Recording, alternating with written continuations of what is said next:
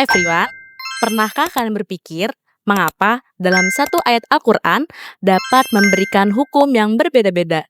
Dan mengapa para ulama selalu berbeda pendapat dalam menetapkan suatu hukum? Jawabannya adalah pada metode ijtihad yang mereka lakukan dan juga cara mereka memahami wahyu tersebut. Salah satu pendekatan yang paling terkenal di dalam Islam adalah mazhab Hanafiyah.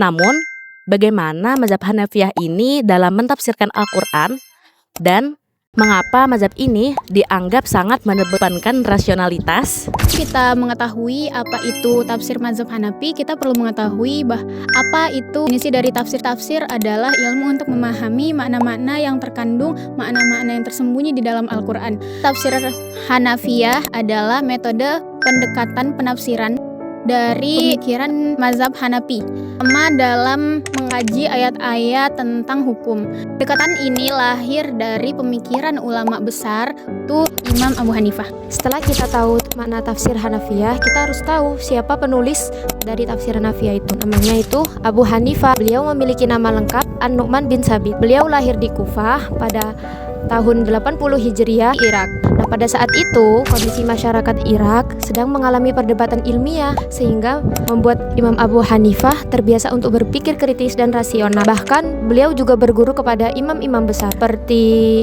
Ikrimah, Atha bin Roba'ah, dan Hamid bin Sulaiman. Bahkan Imam Syafi'i mengatakan bahwa manusia membutuhkan Abu Hanifah dalam bidang fikih. Ada satu hal yang membuat mazhab Hanafi ini berbeda.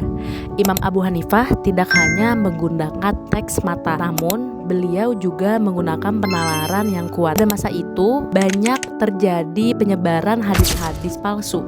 Namun pada masa itu juga beliau dalam menetapkan suatu hukum menggunakan kehati-hatian dan juga sangat teliti. Dalam menetapkan hukum, mazhab Hanafi ini menggunakan beberapa sumber. Yang pertama ada Al-Quran, yang kedua ada hadis, yang ketiga ada qiyas, yang keempat ada ijma, dan yang terakhir yang sangat terkenal yaitu istihsan. Istihsan ini yaitu mengambil suatu hukum yang dianggap membawa kemaslahatan untuk semuanya. Salah satu tokoh penting dalam penafsiran mazhab Hanafi ini adalah Al-Jassas. Beliau dikenal sebagai ulama yang sangat kuat dalam mempertahankan mazhab Hanafi ini. Dalam Quran surah Al-Baqarah ayat 187 tentang puasa, menurut beliau ayat ini itu tidak hanya untuk puasa wajib saja, tetapi menjadi dasar untuk menjalankan puasa, baik itu puasa wajib, puasa sunnah, harus menyempurnakan puasanya hingga matahari terbenam. Dari pemikiran Abu Hanifah berkembang menjadi karya-karya besar seperti Al-Faraid, Asy-Syurut, Fiqih Akbar, dan masih banyak lagi. Bahkan dari literatur madhab mereka ada menjadi 3 kelompok besar. Yang pertama ada Masailul Usul, yaitu membahas tentang persoalan-persoalan pokok.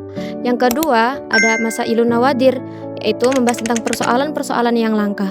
Dan yang ketiga ada Al-Fatwa Al-Waqi'at, yaitu kumpulan dari fatwa para ulama Hanafi. Pada akhirnya, mazhab tafsir Hanafiyah bukan hanya tentang memahami ayat Al-Quran saja.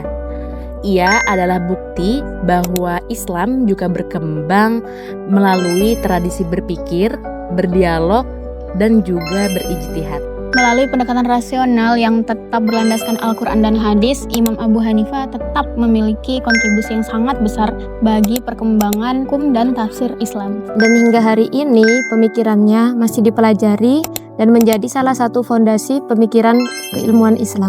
Bye-bye! Setiap perjalanan besar selalu dimulai dari satu langkah kecil. Bagi kami, langkah itu dimulai di sini, di Institut Ilmu Al-Quran IIKI Jakarta.